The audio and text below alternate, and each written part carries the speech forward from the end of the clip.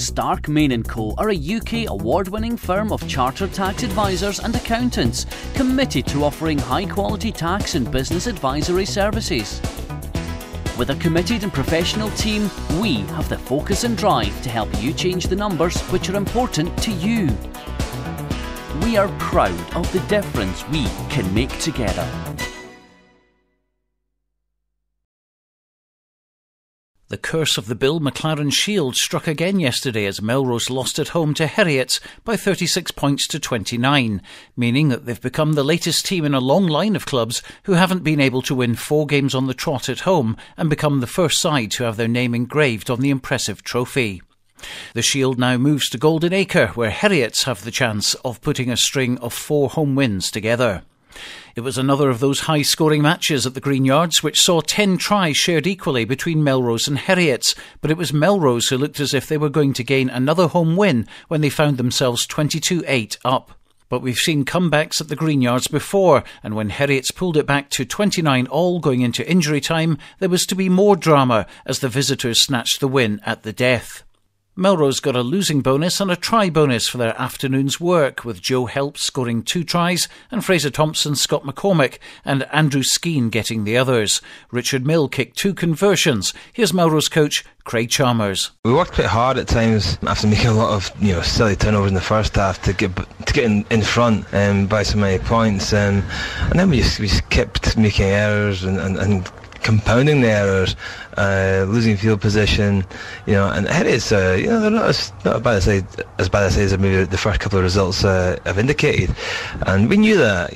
There's strong players on their side, and we just didn't perform, and we've not played particularly well in the first 2 games, and maybe it's the wake-up call that we need. 3 miles away at Netherdale, the 2 top clubs in the Premiership, Gala and Ayr, went head-to-head. Both were unbeaten going into the game, and in a scintillating first half, it was Ayr who built up a 21-14 lead, scoring 3 tries to 1.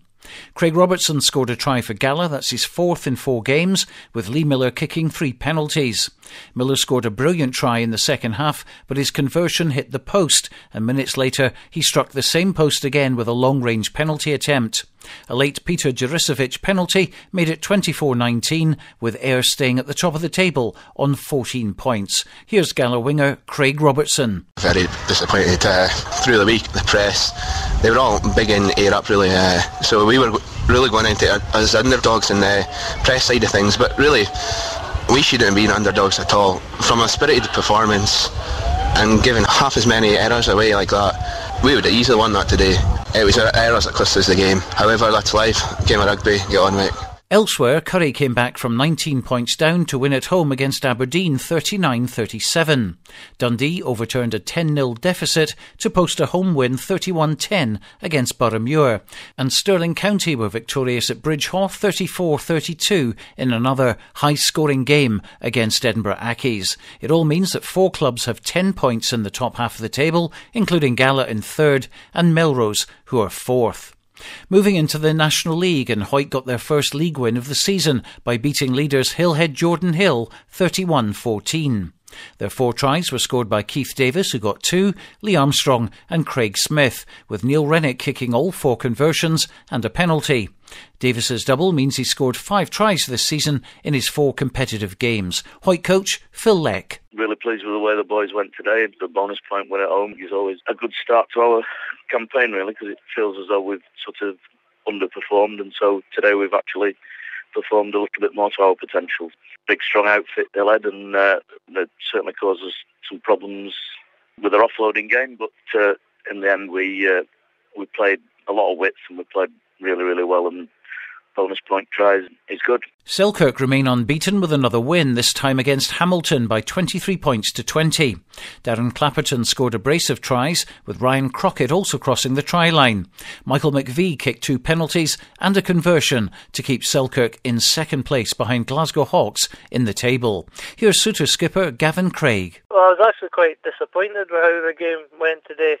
I think after our performance last week, where we had a really good win against Hoyt, we just thought we maybe had to turn up and it would just happen, but it didn't really happen for us, and we had to work hard for it, and basic errors just let us down today. But all credit to Hamilton, they stuck with it, but I feel we should have had the game wrapped up by half-time and won. Jed Forest bounced back from their big defeat last Saturday against Watsonians to get their first win of the season. They beat Biggar 2013. David Gobby scored Jed's first tries of the season with a couple, both converted by Ian Chisholm, who also kicked 2 penalties. A much happier Jed boss this week, Darren Cunningham. I thought both teams competed well, to be honest, but I just thought I said at half time we had a little bit more structure than them once the ball came past 10, and we knew if we could hold that 12-13 channel, we'd be able to get around the outside, and we did. But credit to them, they were physical up front, and they put us under a lot of pressure. I think they lacked a bit of ideas in their backs, but certainly up front they put us under a lot of pressure. But it was great to see the heart. It wasn't perfect by any stretch of imagination from us. There was still lots and lots. I've just said to the lads here, we didn't want to overreact last week with the thumping we got last week, and we certainly don't want to overreact now. We're not world beaters yet. Still a lot of hard work to do, but nervous times, a lot of it, so there was a big smile on my face when that whistle went. Kelso had a disappointing trip to table toppers Glasgow Hawks, going down 38-9 after leading 6-5 early in the game. Murray Hastie's 3 penalties gave Kelso their only points. Kelso head coach Eugene Murnane. It was a game really that got away from us. We were well in contention in the first half, but then the second half the floodgates opened a little bit. We fell off tackles. Our set piece, which was pretty competitive in the first half, fell away with a few injuries. We lost 2 second rows and a prop forward there through injuries, which disrupted us a little bit. But to be fair to Glasgow Hawks, they scored some good tries. But the disappointing part for us was the fact that we probably left them in for 3 or 4 very soft tries. In the other game in the National League, Watsonians beat Stuart's Melville at Inverleith 16-12 in the Edinburgh Derby. Into Championship B, and Peebles comfortably won 43-10 at home to Murrayfield Wanderers. Warren Kearney and James Himara scored 2 tries apiece, with Connor Blythe getting a 5th. Greg Rayburn kicked 3 conversions and 4 penalties. Meanwhile, Hoyk YM got a good 3 points at Haddington, scoring 4 tries for a bonus, plus 2 points for the draw. YM's tries were scored by Ryan Hogg, Bruce Campbell and a brace from Greg Wiley. Gregor Welsh added a conversion and 2 penalties. YM coach Jamie McFarlane. Pretty pleased that we've come away with a draw. We get the bonus points, so 3 league points is valuable for us right now. How we got there, it's been a real tough week. We're down to 16 players that got stripped today, so I really appreciate the effort of every single one of those fellas. We had a kick at goal at the end, it could have pinched it, but to be fair, I think it was a difficult kick into the breeze, and we'll have to settle for what we've got, and hopefully next week we get some more people fit and healthy to play against Last Wade. In the East Leagues, there were 3 local wins for Hoyt Quinns, Hoyt Lindeen and St Boswells. The full results: East 1, Berwick 24, Preston Lodge 46, Dunbar 38, Langham 8, Duns 30, Livingston 35. In East 2, Earlston 21, Hoyt Quinns 34, Gala YM 18, Edinburgh Northern 22, Hoyt Lindeen 58, Ross High 18.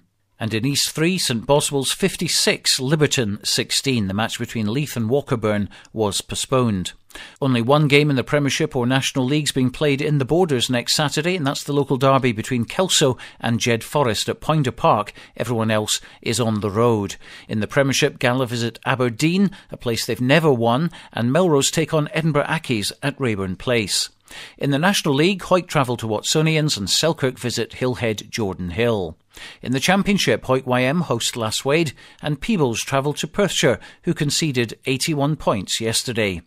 For the East League fixtures, plus the latest news, results, audio, video, stats and rankings, go to bordersrugby.net.